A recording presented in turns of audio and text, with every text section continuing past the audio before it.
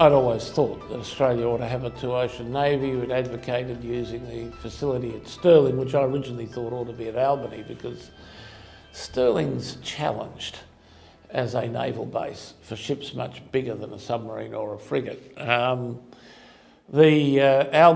is a dream in all regards except one, distance. But it is absolutely the most perfect potential naval port facility in Australia. Don't think it'll ever get there.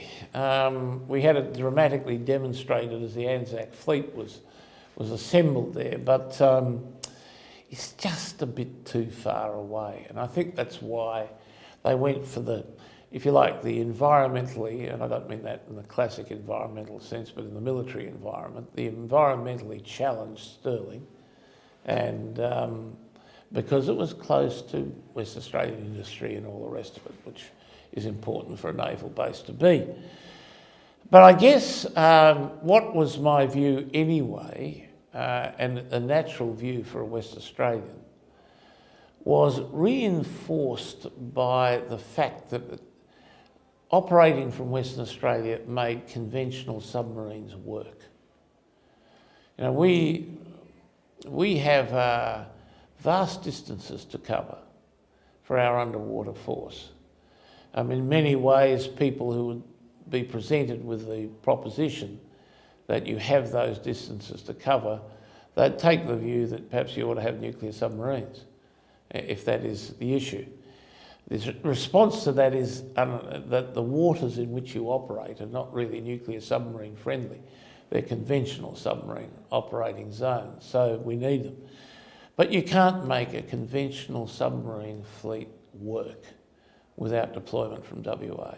It's just, it just increases the operating efficiency really by about, 1/3 in terms of the distance factor. So you just get much better time on station. So, but there are other factors as well.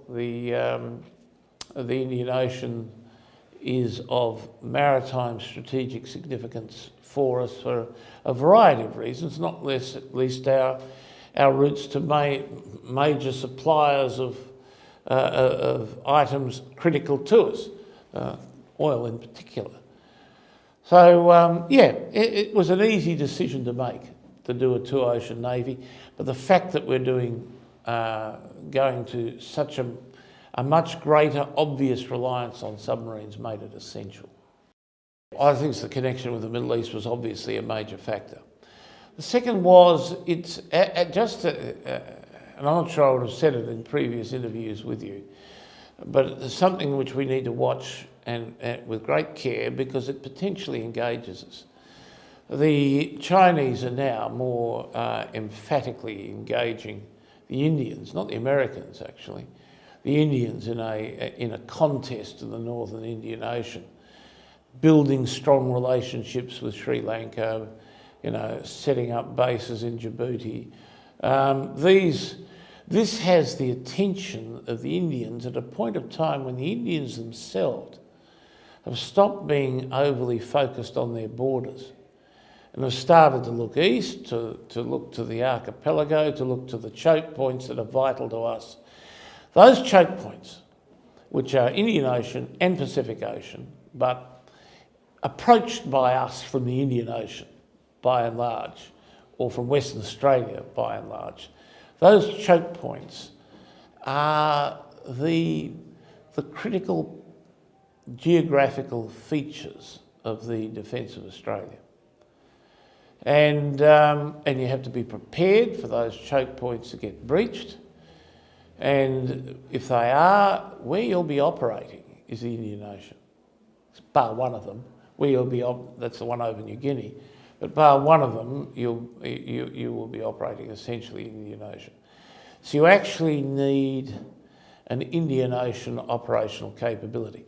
There are some little additives coming in, but I'm not sure that we would do these additives from Western Australia, to be frank, and that is the Antarctic.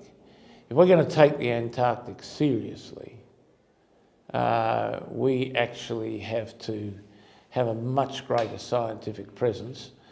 And there are a lot of folk now deeply engaging who do not share our view that it ought to be a sort of natural wilderness preserve for the globe, but who take the view that it ought to be mined, because undoubtedly the Antarctic, though difficult to access given the ice cover, is a mining cornucopia. And that's why the Russians and the Chinese are now engaged there. However, it has to be said that though there's a strong Indian Ocean component of the southern approaches, if you like, we have historically done most of that stuff out of Hobart, and I suspect we would continue to do so.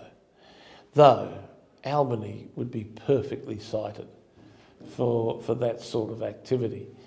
So you could set up a viable contest, I suppose, between Albany and Hobart for the location ultimately of the big scientific icebreaking ship that we're building and so on.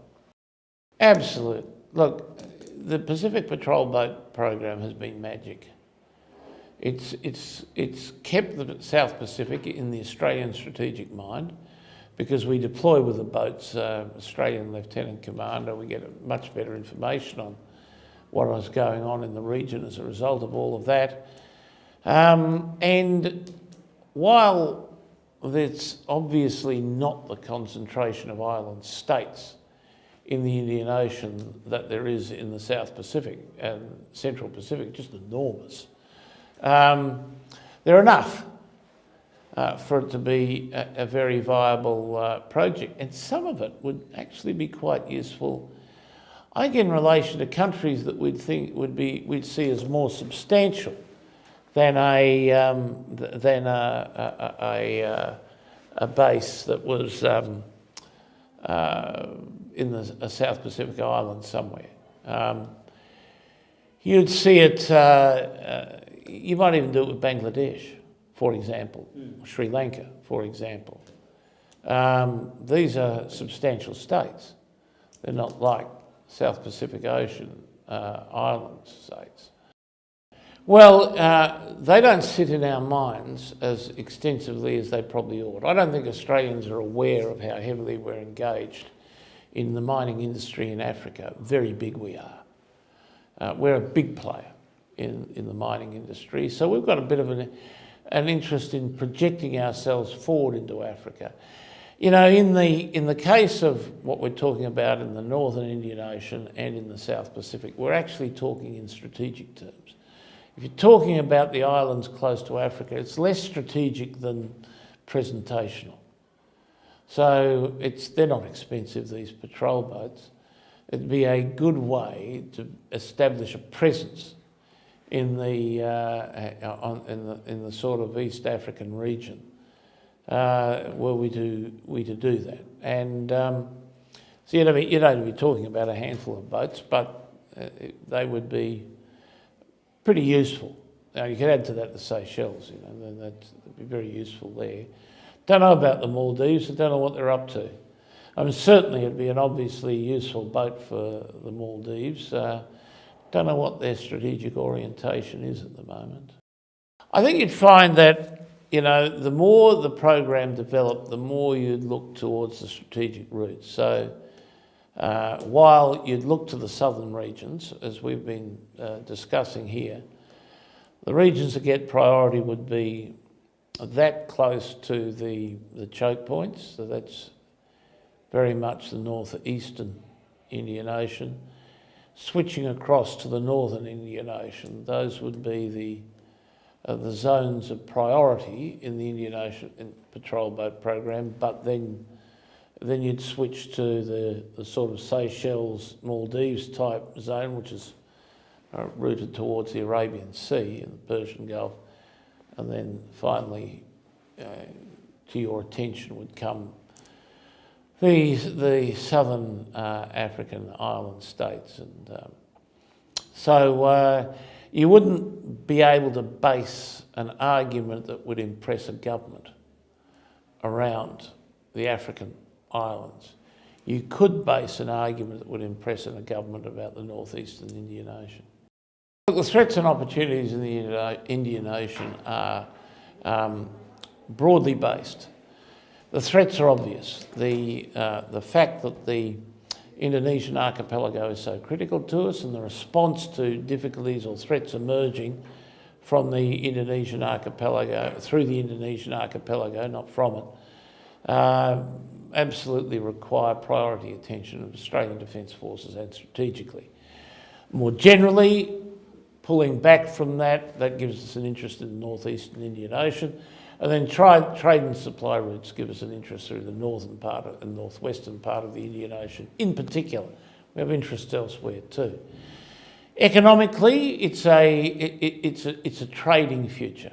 You know, the region of the globe that is going to grow over the next 50 years in population terms is Africa.